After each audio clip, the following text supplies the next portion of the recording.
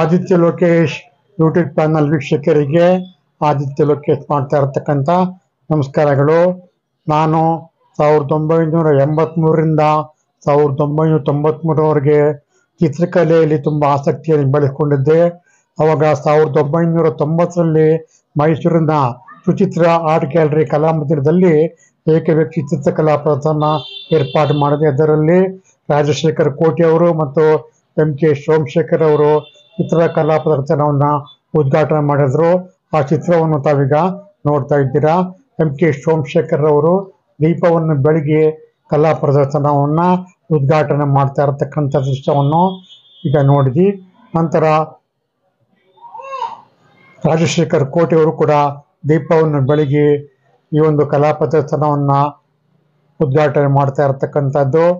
ಅದರ ನಂತರ ನಾನು ಆದಿತ್ಯ ಲೋಕೇಶ್ ಕೂಡ ಚಿತ್ರಕಲಾ ಪ್ರದರ್ಶನ ಉದ್ಘಾಟನೆಗೆ ಒಂದು ಜ್ಯೋತಿಯನ್ನು ಬೆಳಗ್ಗೆ ಕೂಡ ನಾನು ಕೂಡ ಉದ್ಘಾಟನೆಯನ್ನು ಮಾಡಿದ್ದೀನಿ. ನೋಡಿ, ಎಲ್ಲ ಗಣ್ಯರು ಕೂಡ ಇಲ್ಲಿ ನಿಂತಿದ್ದಾರೆ. ಚಿತ್ರಕಲಾ ಪ್ರದರ್ಶನವನ್ನು ವೀಕ್ಷಣೆ ಮಾಡ್ತಾ ಇರತಕ್ಕಂಥ MK ಸೋಮಶೇಖರ್ ಅವರು ಮತ್ತು ರಾಜಶೇಖರ್ ಕೋಟಿ ಅವರು ತಾವು ನೋಡ್ತಾ ಇದ್ದಾರೆ. ಈಗ 1990ರಲ್ಲಿ ಏಕವ್ಯಕ್ತಿ ಚಿತ್ರಕಲಾ ಪ್ರದರ್ಶನವನ್ನು ಮೈಸೂರಿನ ಕಲಾಮಂದಿರದ ಸುಚಿತ್ರ ಆರ್ಟ್ ಗ್ಯಾಲರಿಯಲ್ಲಿ ಏರ್ಪಾಡು ಮಾಡಿದ್ದೆ. ಮತ್ತು ಗಣ್ಯ ವ್ಯಕ್ತಿಗಳಿಗೆ ಪೇಂಟಿಂಗ್ಗಳ ಬಗ್ಗೆ ವಿವರಣೆ ಕೊಡ್ತಾ ಇರತಕ್ಕಂಥದ್ದನ್ನು ತಾವೀಗ ನೋಡ್ತಾ ಇದ್ದಾರೆ. ಈಗ ಸುಮಾರು ಒಂದು 60 ಪೇಂಟಿಂಗ್ಗಳನ್ನು ಇಲ್ಲಿ ನಾನು ಪ್ರದರ್ಶನ ಮಾಡಿದ್ದೆ. ಹಳ್ಳಿ ಮನೆ, ಮೈಸೂರಿನ ಅರಮನೆ, ವಿಶ್ವೇಶ್ವರಯ್ಯ, ಮಹಾತ್ಮ ಗಾಂಧೀಜಿ, ವಿಲೇಜ್ ಸೀನ್ಸ್, ಹೀಗೆ ಸುಮಾರು 60 ಪೇಂಟಿಂಗ್ಗಳನ್ನು ಮತ್ತು ಮೈಸೂರಿನ ಚಾಮರಾಜ ಒಡೆಯರ್ ಸ್ಟ್ಯಾಚ್ಯೂ ಇತ್ಯಾದಿಗಳನ್ನು ಚಿತ್ರವನ್ನು ಬರೆದು ಆಯಿಲ್ ಕಲರ್ ಮತ್ತು ವಾಟರ್ ಕಲರ್ ಬೇರೆ ಬೇರೆ ಮೀಡಿಯಂಗಳಲ್ಲಿ ಚಿತ್ರವನ್ನು ಬರೆದು ಪ್ರದರ್ಶನ ಮಾಡಿದ್ದೇನೆ. ನೋಡಿ, ಹಳ್ಳಿ ಮನೆಯ ದೃಶ್ಯವನ್ನು ನಮ್ಮ ಮನೆಯ ಪಕ್ಕದಲ್ಲಿ ಒಂದು ಹಳ್ಳಿ ಮನೆ ಇತ್ತು. ಆ ಮನೆಯನ್ನು ಚಿತ್ರೀಕರಣ ಮಾಡ್ಕೊಂಡು ತದನಂತರ ಇತರ ಸುತ್ತಮುತ್ತಲ ಪರಿಸರವನ್ನು ಕಂಪೋಸಿಷನ್ ಮಾಡಿಕೊಂಡು ಅದಕ್ಕೆ ಸರಿ ಹೊಂದುವಂಥದ್ದನ್ನ ರಚನೆ ಮಾಡಿರ್ತಕ್ಕಂಥದ್ದನ್ನು ತಾವೀಗ ನೋಡ್ತಾ ಇದ್ದಾರೆ. ಈಗ ತದನಂತರ ಮೊಟ್ಟ ಮೊದಲ ಬಾರಿಗೆ 1983ರಲ್ಲಿ ದೊಡ್ಡ ಗಡಿಯರ ಚಿತ್ರಕ್ಕೆ ನನಗೆ ಬಹುಮಾನ ಮೈಸೂರು ದಸರಾ ವಸ್ತು ಪ್ರದರ್ಶನದಲ್ಲಿ ಬಹುಮಾನ ಬಂದಿತ್ತು. ಆ ಸರ್ಟಿಫಿಕೇಟ್ಗಳನ್ನು ಕೂಡ ತಮಗೆ ಪ್ರದರ್ಶನ ಮಾಡ್ತೀನಿ. ಮತ್ತು ಆ ಹಳ್ಳಿ ಮನೆ ಬೆಳಿಗ್ಗೆ ಹೊತ್ತು ಬರೆದಿದ್ದೆ, ಅದರ ಸಂಜೆ ಹೊತ್ತು ರಾತ್ರಿ ಹೊತ್ತು ಹೇಗೆ ಕಾಣುತ್ತೆ ಅಂದ್ಬಿಟ್ಟು ಕೂಡ ರಾತ್ರಿ ಹೊತ್ತು ಎಫೆಕ್ಟ್ ಕೂಡ ತಮಗಿಲ್ಲಿ ತೋರಿಸ್ತಾ ಇದ್ದೀನಿ. ನೋಡಿ, ಎಷ್ಟು ಕಣ್ಣಿಗೆ ಕೋರೈಸುವಂತಕ್ಕಂಥ ಬಣ್ಣಗಳಿದೆ.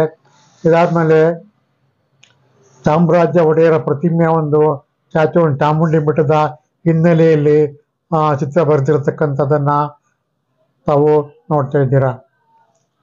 ತದನಂತರ ಮೈಸೂರು ಜಯಚಾಮರಾಜ ಆಳ್ವಿಕೆಯಲ್ಲಿರತಕ್ಕಂಥ ಬ್ಲೋ ಆಫ್ ಹೋಪ್ ಎಂಬ ಚಿತ್ರವನ್ನು ನಾನು ಪ್ರತಿಕೃತಿ ಮಾಡಿ ರಚನೆ ಮಾಡಿದ್ದೆ.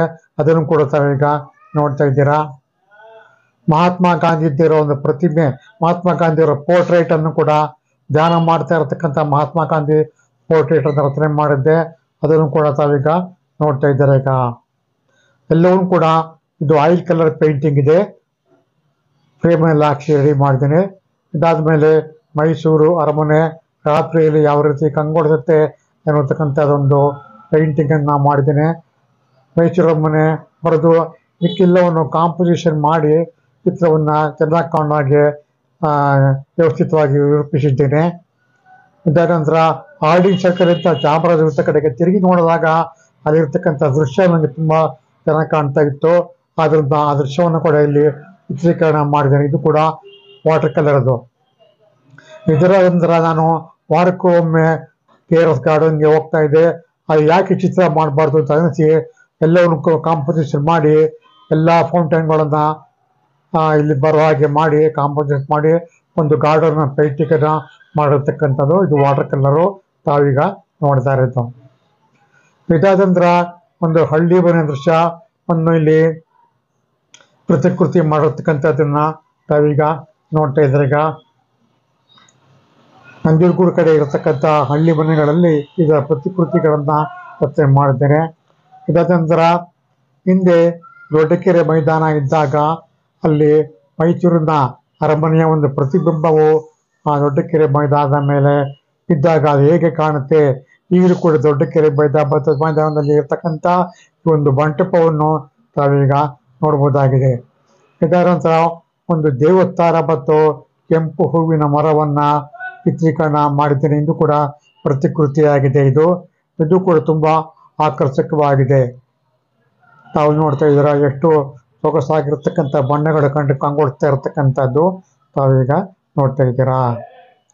ಇದಾದ ಮೇಲೆ ನಾನು ಊರಿಗೆ ಹೋಗಿ ಬರ್ಬೇಕಾದ್ರೆ ಅಲ್ಲಿ ಹಳ್ಳಿಗಳಲ್ಲಿ ಭತ್ತ ನಾಟಿ ಮಾಡ್ತಾ ಇರ್ತಕ್ಕಂಥ ದೃಶ್ಯವನ್ನ ನೋಡಿದೆ. ಅದನ್ನು ಹಂಗೆ ಕಣ್ಣಿಗೆ ಕಟ್ಟಿಕೊಂಡು ಒಂದು ಚಿತ್ರೀಕರಣ ಮಾಡಿದ್ದೀನಿ.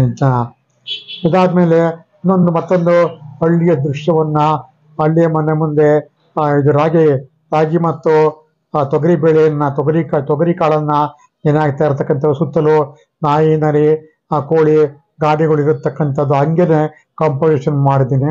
ತಾವು ನೋಡ್ತಾ ಇದ್ದೀರಾ. ಇದಾದ್ಮೇಲೆ ಬರ್ಡ್ ಸೆಂಚುರಿಗೆ ಹೋಗಿದ್ದೆ. ಅಲ್ಲಿ ಬರ್ಡ್ ಸೆಂಚುರಿ ಸ್ಪೂನ್ ಮಿಲ್ಗಳು ಅದರ ನೆಟ್ ಮೇಲೆ ಕುಳಿತಿರ್ತಕ್ಕಂಥ ದೃಶ್ಯ ಇತ್ತು. ಅದನ್ನು ಕೂಡ ಪ್ರತಿಕೃತಿ ಮಾಡಿ ಅದನ್ನು ಕೂಡ ಇಲ್ಲಿ ಕಾಂಪೋಸಿಷನ್ ಮಾಡಿದ್ದೀನಿ. ಈಗ ತಾವು ನೋಡ್ತಾ ಇರೋದು ತುಂಬಾ ಆಕರ್ಷಕವಾಗಿ ಕಾಣ್ತಾ ಇರ್ತಕ್ಕಂಥದ್ದು, ಅತ್ಯಂತ ರಮಣೀಯವಾಗಿ ಕಾಣ್ತಾ ಇರ್ತಕ್ಕಂಥದ್ದನ್ನ ತಾವೀಗ ನೋಡ್ತಾ ಇದ್ದೀರಾ. ಇದಾದ ಮೇಲೆ ಚಾಮುಂಡಿ ಬೆಟ್ಟದ ಮೇಲಿಂದ ನಂದಿ ಹಾಗೂ ಮೈಸೂರು ಅರಮನೆ, ದೊಡ್ಡ ಕೆರೆ ಮೈದಾನ, ದೊಡ್ಡ ಕೆರೆ ಇದ್ದಾಗ ಈ ಚಿತ್ರವನ್ನ ಪ್ರತಿಕೃತಿ ಮಾಡಿದ್ದೀನಿ. ಇದು ಕೂಡ ತುಂಬಾ ಆಕರ್ಷಕವಾಗಿರ್ತಕ್ಕಂಥ, ಇದನ್ನ ಪ್ರತಿಕೃತಿ ಮಾಡಿ ರಚನೆ ಮಾಡಿದ್ದೇನೆ. ಇಂಥ ಕಲಾಕೃತಿಗಳು ಸಿಕ್ಕೋದಿಲ್ಲ, ಬಹಳ ಅಪರೂಪವಾಗಿರ್ತಕ್ಕಂಥದ್ದು.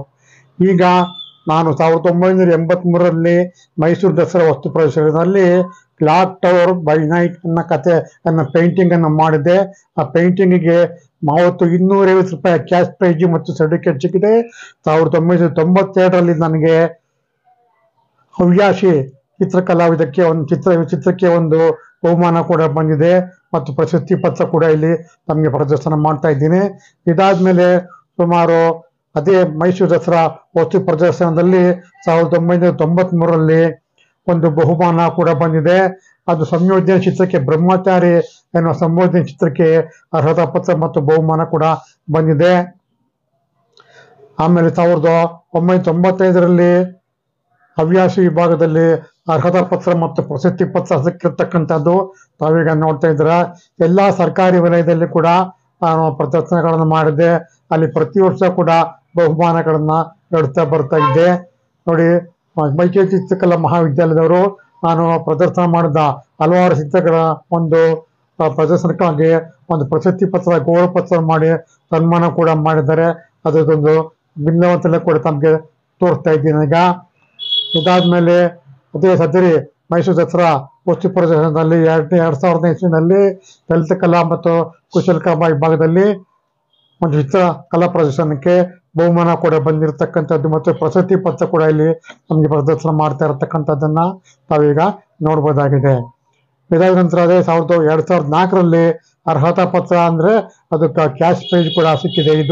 ಇದಕ್ಕೂ ಕೂಡ ಒಳ್ಳೆ ಒಂದು ಸಂಯೋಜನೆ ಚಿತ್ರವನ್ನು ಕೂಡ ರಚನೆ ಮಾಡಿದೆ. ಅದಕ್ಕೂ ಕೂಡ ಬಹುಮಾನ ಮತ್ತು ಅರ್ಹತಾ ಪತ್ರವನ್ನು ಕೂಡ ತಮಗೆ ಸಿಕ್ಕಿದೆ. ಎಲ್ಲವನ್ನು ಕೂಡ ಪ್ರದರ್ಶನ ಮಾಡ್ತಾ ಇರತಕ್ಕಂಥದ್ದು.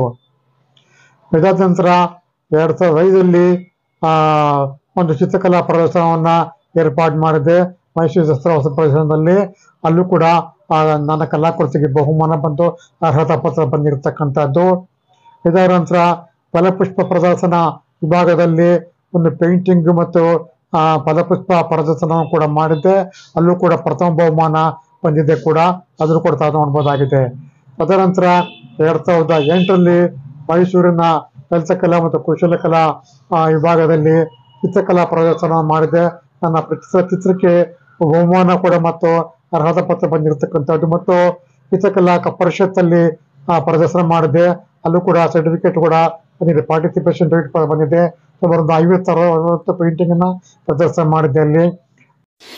ಇಲ್ಲಿ ಪ್ರದರ್ಶನ ಮಾಡಿರ್ತಕ್ಕಂಥ ಕಲಾಕೃತಿ ಯಾರಿಗಾದ್ರೂ ಇಷ್ಟ ಆಗಿದ್ರೆ ಆ ಕಲಾಕೃತಿ ಫೋಟೋ ನನಗೆ ಕಳಿಸ್ಕೊಟ್ರೆ ಮತ್ತು ಕಲಾಕೃತಿ ಬೇಕು ಅಂತ ಆರ್ಡ್ರ್ ಕೊಟ್ಟರೆ ನಾನು ಕಲಾಕೃತಿಯನ್ನು ದಯಮಾಡಿ ಮಾಡಿಕೊಡ್ತೀನಿ. ಅದಕ್ಕಾಗುವಂಥ ಖರ್ಚನ್ನು ತಾವು ಕೊಡಬೇಕಾಗತ್ತೆ. ಮತ್ತು ಈ ಒಂದು ಆದಿತ್ಯ ಲೋಕೇಶ್ ಯೂಟ್ಯೂಬ್ ಚಾನಲ್ ವೀಕ್ಷಕರಿಗೆ ತಿಳಿಪಡಿಸುವುದೇನೆಂದರೆ, ನಮ್ಮ ಚಾನಲನ್ನು ದಯಮಾಡಿ ನೋಡಿ. ಸುಮಾರು 1000 ವಿಡಿಯೋಗಳಿದೆ. ಎಲ್ಲವನ್ನು ನೋಡಿ ಲೈಕ್ ಮಾಡಿ, ಶೇರ್ ಮಾಡಿ, ಸಬ್ಸ್ಕ್ರೈಬ್ ಮಾಡಿ, ಸಪೋರ್ಟ್ ಮಾಡಿ. ನಮಸ್ಕಾರ.